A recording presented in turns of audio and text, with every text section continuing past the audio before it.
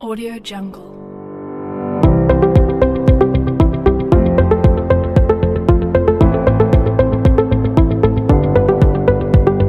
Audio Jungle.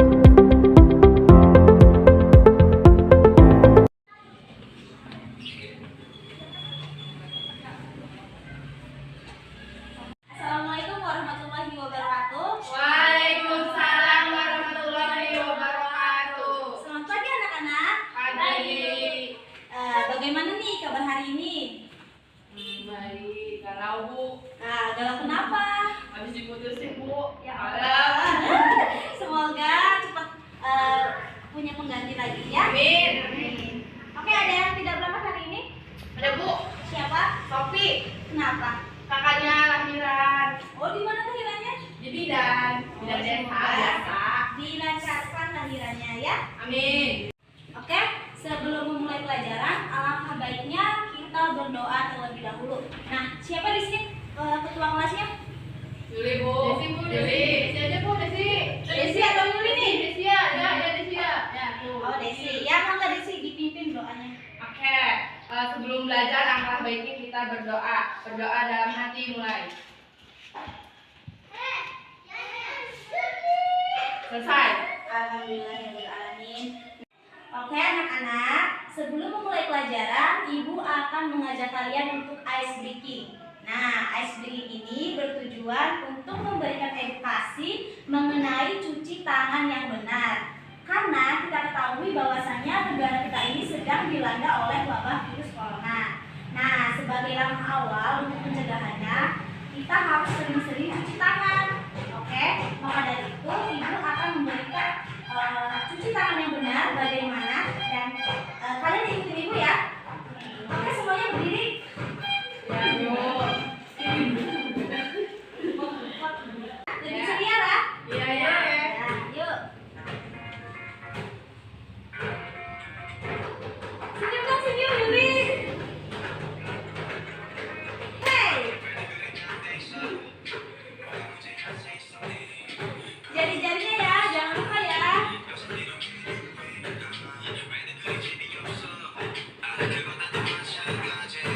Oke, jarinya. Hey, dah. Anak-anak, minggu kemarin kita sudah belajar apa? Ada yang tahu? Ada yang masih ingat? Coba acungkan tangan. Oke, Yuli, coba jelaskan apa sih kebijakan moneter? Perangkat kebijakan ekonomi yang dibuat untuk mengatur serta tingkat pertumbuhan pasokan uang di dalam perekonomian. Ya, betul sekali. Anak-anak, kebijakan ini merupakan tindakan yang diatur untuk mengatur makroekonomi baik dari segi inflasi maupun dari segi pengangguran. Oke, tadi Yuli sudah memaparkan apa sih itu kebijakan moneter. Nah, sekarang Ibu mau tanya, di sini masih ada yang ingat apa sih tujuan dari kebijakan moneter? Saya Bu. Ya, silakan. Tujuan dari kebijakan moneter yaitu 1. Menjaga kestabilan ekonomi, 2. Menjaga kestabilan harga. Ya, betul sekali. Nah, baik, Ibu rasa kalian sudah memahami materi sebelumnya yaitu mengenai kebijakan moneter. Nah, pada pertemuan kali ini kita akan membahas mengenai kebijakan fiskal. Adapun tujuan dari pembelajaran hari ini yaitu siswa dapat menjelaskan apa sih itu tujuan kebijakan fiskal. Nah, yang kedua, siswa mampu menjelaskan instrumen kebijakan fiskal. Yang ketiga, siswa mampu menjelaskan hubungan mengenai kebijakan moneter dan kebijakan fiskal. Dan yang terakhir, siswa mampu menjelaskan peran dari kebijakan fiskal. Oke, di sini Ibu akan menampilkan gambar. Nah, kalian amati dan apa sih maksud dari gambar tersebut? Nah, ada yang tahu apa maksud dari gambar tersebut? Mangga acungkan tangan. Saya Bu. Ya, Opipa silahkan. Ya, dalam gambar tersebut yang saya pahami ada kebijakan moneter itu pemerintah mengatur tingkat pertumbuhan pasokan uang dalam perekonomian. Sedangkan dalam kebijakan fiskal itu lebih ke mengendalikan uangnya. Ya, baik, benar sekali. Nah, ada lagi yang bisa menjelaskan apa sih maksud dari gambar tersebut? Saya Bu. Ya, Yuli. Dalam gambar tersebut yang saya pahami pada Policy yaitu kebijakan yang dilakukan oleh pemerintah dengan tujuan memelihara kestabilan nilai mata uang. Sedangkan pada fiskal policy kebijakan mengelola keuangan negara dengan mengatur penerimaan. Nah, ya, jawaban dari Opipa dan jawaban dari Yuli semuanya adalah benar. Di sini Ibu akan menyimpulkan apa yang telah kalian paparkan. Jadi, kebijakan fiskal itu yaitu merujuk pada kebijakan yang dibuat oleh pemerintah untuk mengarahkan ekonomi suatu negara melalui pengeluaran dan pendapatan negara. Oke, dari materi yang kita pelajari hari ini mengenai kebijakan fiskal, Ibu akan kaitkan dengan kondisi saat ini, di mana negara kita sedang dilanda oleh wabah virus corona. Adakah yang tahu dari kalian kebijakan apa sih yang dibuat oleh pemerintah dalam menghadapi virus corona ini? Saya, Bu. Ya, silakan. Kebijakan yang dilakukan pemerintah dalam menghadapi wabah virus corona yaitu dengan membebaskan biaya listrik selama 3 bulan untuk 24 juta pelanggan listrik 450 volt dan diskon 50% untuk 7 juta pelanggan 900 volt. Nah, kebetulan saya merupakan pelanggan listrik 450 volt, jadi saya mendapatkan gratis listrik selama 3 bulan. Nah, betul sekali. Yang dipaparkan oleh Desi tersebut merupakan salah satu kebijakan pemerintah dalam menghadapi virus corona. Nah, kebijakan tersebut masuk ke dalam kebijakan perlindungan sosial. Oke, pada pertemuan kali ini kita akan membahas mengenai kebijakan fiskal. Nah, Ibu akan membentuk kelompok. Nah, satu kelompoknya itu ada 2 orang, ya. Oke, Ibu akan bagi kelompoknya. Yang pertama, kelompok pertama Yuli dan Pipa. Nah, yang kedua Desi dan Pinda. Oke, Pinda, kondusif ya, Iya, Bu. Ya, Bu. agar pembelajaran kita ini efektif. Oke, Bu. Oke, anak-anak, untuk kelompok 1 mangga dicatat pertanyaannya ya dan disimak. Oke, pertanyaannya, jelaskan tujuan dari kebijakan fiskal dan jelaskan instrumen dari kebijakan fiskal serta kaitkan dengan kondisi saat ini. Oke, untuk kelompok 2 mangga disimak pertanyaannya dan ditulis ya. Pertanyaannya, jelaskan hubungan antara kebijakan moneter dan kebijakan fiskal. Yang kedua pertanyaannya, jelaskan peran dari kebijakan fiskal serta kaitkan dengan kondisi pada saat ini. Paham anak-anak? Paham. Oke, Ibu beri waktu 15 menit untuk diskusi. Setelah itu, setelah diskusi selesai, kalian presentasikan di depan ya.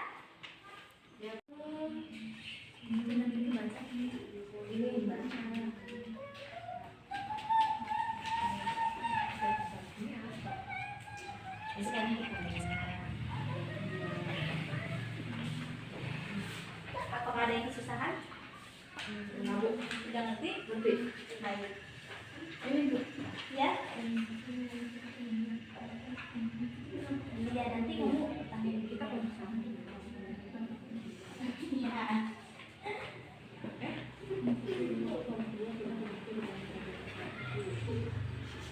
Baik anak-anak, waktu diskusi telah selesai. Nah, silakan untuk kelompok pertama terlebih dahulu memaparkan hasil diskusinya. Silakan untuk dipresentasikan.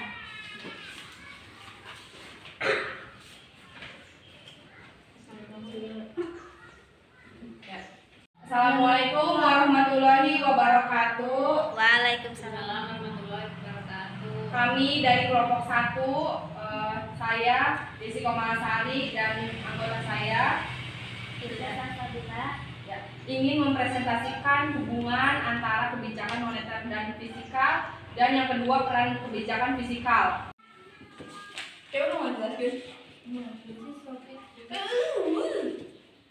Terus pilih aja kita. Gitu. Cela orang kalau gitu.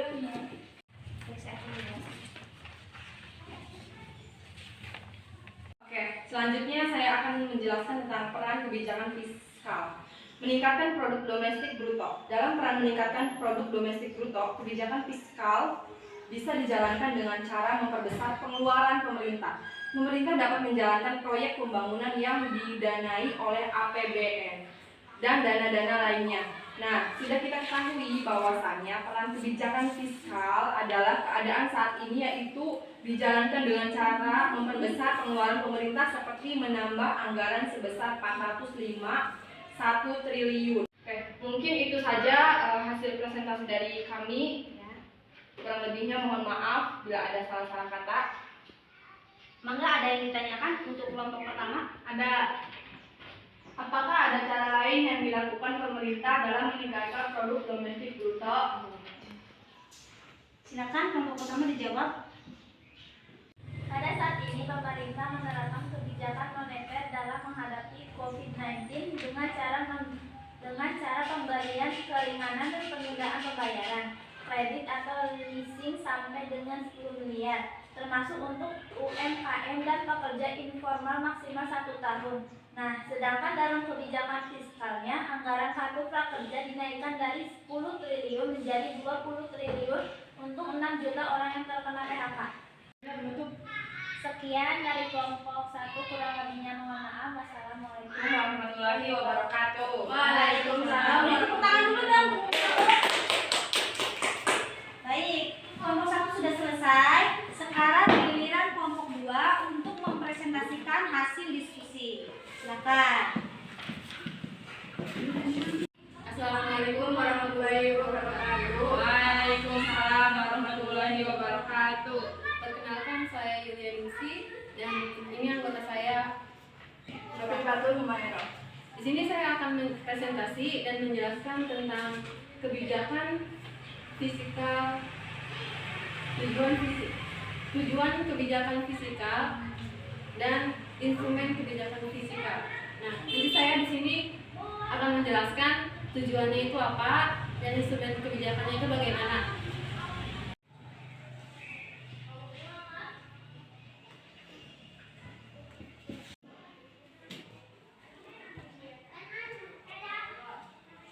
Nah, saya akan menjelaskan tujuan kebijakan fiskal.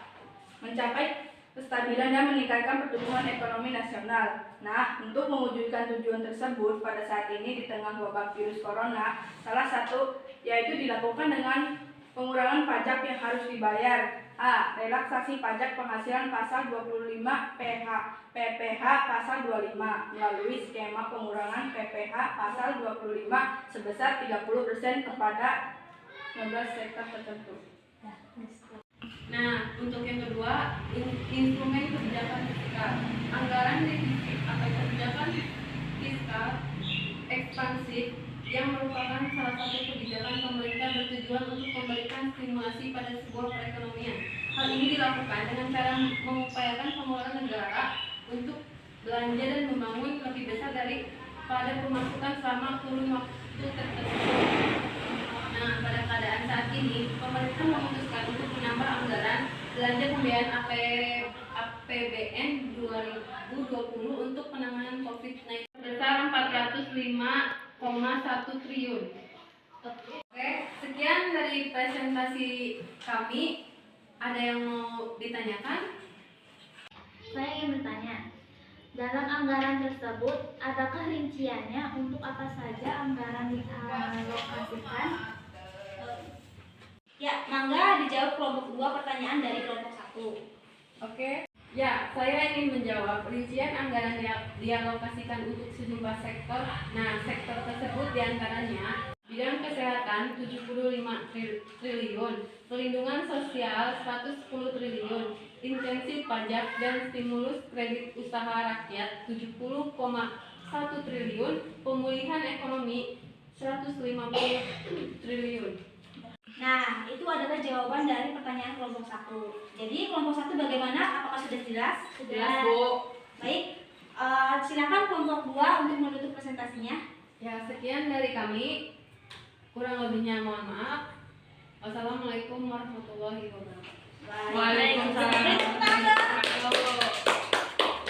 Oke, karena presentasi diskusi sudah selesai, sekarang apakah ada yang masih belum paham? mengenai materi kebijakan fiskal? Saya masih belum paham dalam instrumen kebijakan fiskal. Ya. Saya mau bertanya Bu, dalam instrumen kebijakan fiskal, salah satunya anggaran defisit. Apakah anggaran defisit merupakan suatu masalah? Jika ya, mengapa? Dan jika tidak, mengapa? Ya, defisit anggaran menjadi salah satu masalah karena ketika pengeluaran pemerintah lebih besar daripada pendapatan pemerintah. Jadi sehingga nantinya itu akan terjadi sebuah anggaran defisit seperti itu. Oke, coba deh dari semua materi kebijakan fiskal yang telah dipaparkan baik oleh Ibu dan baik oleh kalian, coba Desi simpulkan dari awal materi kebijakan fiskal. Malu Bu, Loh, malu kenapa? takut salah. Tidak, di sini kan kita sama-sama belajar, jadi nggak usah malu. Ayo maju. Maju ke depan. Iya. Baik, saya akan memberi kesimpulan dari materi kebijakan fiskal bahwasannya kebijakan fiskal merujuk pada kebijakan yang dibuat pemerintah untuk mengarahkan ekonomi suatu negara melalui pengeluaran dan pendapatan pemerintah. Yang pertama, tujuan kebijakan fiskal, mencapai kestabilan dan meningkatkan pertumbuhan ekonomi nasional. Yang kedua, instrumen kebijakan fiskal, anggaran defisit atau kebijakan fiskal ekspansif. Yang ketiga, hubungan antara kebijakan moneter dan fiskal. Kebijakan moneter dan kebijakan fiskal adalah dua kebijakan yang merupakan alat utama bagi pencerna ekonomi nasional untuk mengendalikan keseimbangan makro perekonomian. Yang terakhir yaitu ada peran kebijakan fiskal. Dalam peran kebijakan fiskal yaitu meningkatkan produk domestik bruto. Kebijakan fiskal bisa dijalankan dengan cara memperbesar pengeluaran pemerintah. Mungkin itu saja kesimpulan dari saya. Kurang lebihnya mohon maaf. Ya. Sekian. Apakah yang lain sudah paham? Paham Bu. Baik, silakan. Tepuk tangan dulu dong.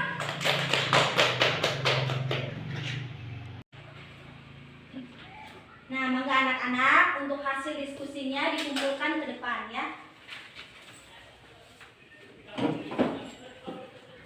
Ini Bu. Ya.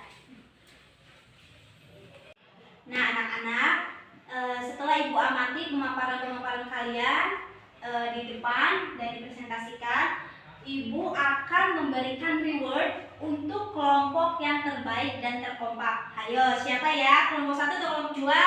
Satu, dua. Baik. Nah, untuk kelompok terbaik dan terkompak jatuh kepada kelompok 1.